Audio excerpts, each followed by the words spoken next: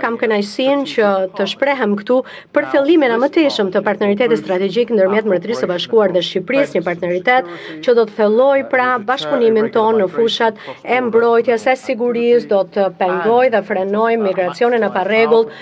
dhe si dhe aktivitetin kriminal ndërkufitar dhe do të maksimizojë potencialin që ne kemi për investime në infrastrukturë në rritje, në veçanti në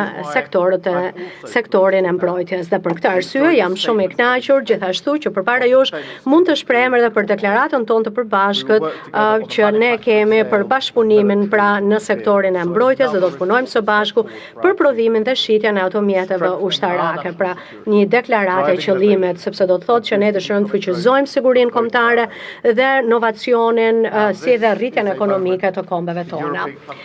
Ky është një moment të cilin shtetet europiane duhet të qëndrojnë së bashku, të bëjnë qëndres ndaj agresionit rus në kontinent. Dhe më vonë sot, unë do të shkoj për të vizituar trupat shqiptare dhe ato të Mbretërisë së Bashkuar që po punojnë së bashku për të mbrojtur lirinë tonë dhe qytetarët tanë, sepse këto janë pra vijat e para të betejës së Ukrainës me vlerat e perëndimit. Dhe ky është arsyeja pra se ne do të vazhdojmë pikërisht të punë të përbashkët për trupat. Dhe ajo që po bëjmë për Ukrainën është një dëshmi e qartë e asaj që ne po bëjmë dhe po punojmë në formë kaq efikase. Por është mbrojtja e Ukrainës e cila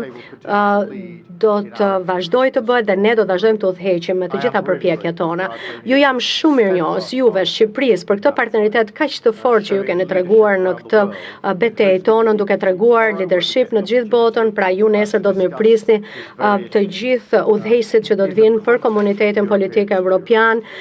natyrisht duke u fokusuar te siguria europiane. Dhe duke bërë këtë në këtë moment kritik, ne po përçojmë një mesazh shumë të qartë që Europa është e bashkuar. Jemi të fort jashtë nesh, jemi të sigurt brenda në shtëpitë tona